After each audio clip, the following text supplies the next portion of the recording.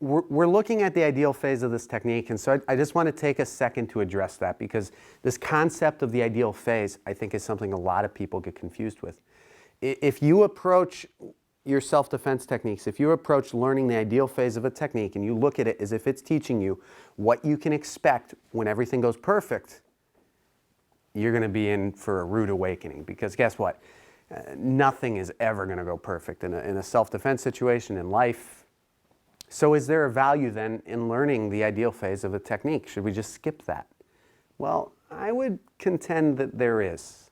When you look at physics, for instance, in physics, in the lecture hall, you learn theories and laws, and you do calculations, and everything works perfect on paper. But then what do you have to do?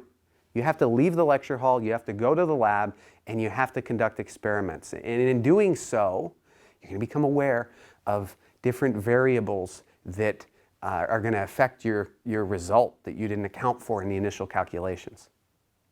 So you have to have both. The ideal phase, the calculations, that gives you a point of reference.